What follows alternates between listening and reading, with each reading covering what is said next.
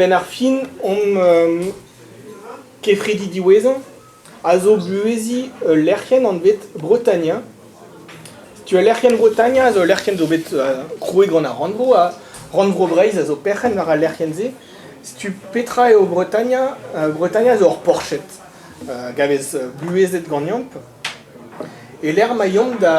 hag a zo ur porchet vin mont davet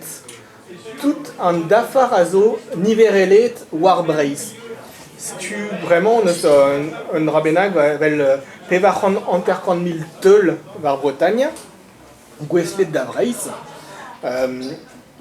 hag a zo ni on eus emglevioù gant a bep sort kevredik echou all, gant dielou departament o chon arvor da skouer gant ar cinematek e Brest, gant dastum, gant mirdi Kemper hag all, si tu on eus vel se un tre gant benag aouzadurioù, on eus un emgleo ganto.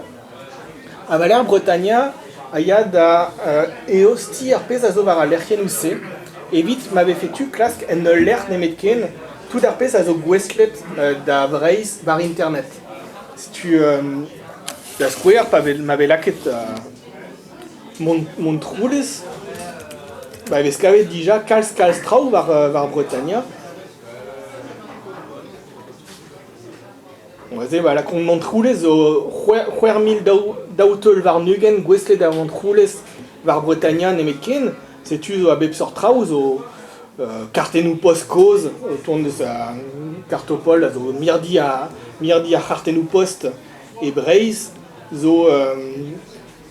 an anter ouz an teulioù zo tont eus dastum, hag ar kalbez a kanaouennoù koz, hag zo bet dastumet e mont troulez petro-dro,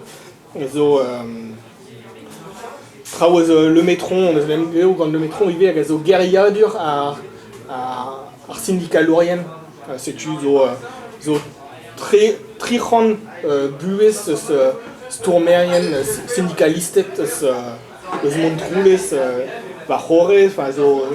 dielou eus mirdi departament pen ar bet hag all. Si tu vel se, zo eun doare Breizh vit a rezo o deus c'hoant kaout muioc'h a ditour war un danvez bennak, pe pugur mainto chom e lerse, pe pugur mainto Robert genealogiez, pe pugur just dedenet gant istor o bro, ze un doare e un oustil ben ar fin, evit kavout a bep sort titourou war Breizh. Pur dre Google, eus kavet miliadou a traoù, men eo ket dreret, implijet-man eo ket dreret, e eus kavout ar pezon eus c'hoant war Google, hag a ze war Bretaña ben ar fin pep tra zo bet dibabet en un doare especial, si tu un doare mad hag gaout a bep sort teulioù. C'est tout. Dame jonge, mais kinniget a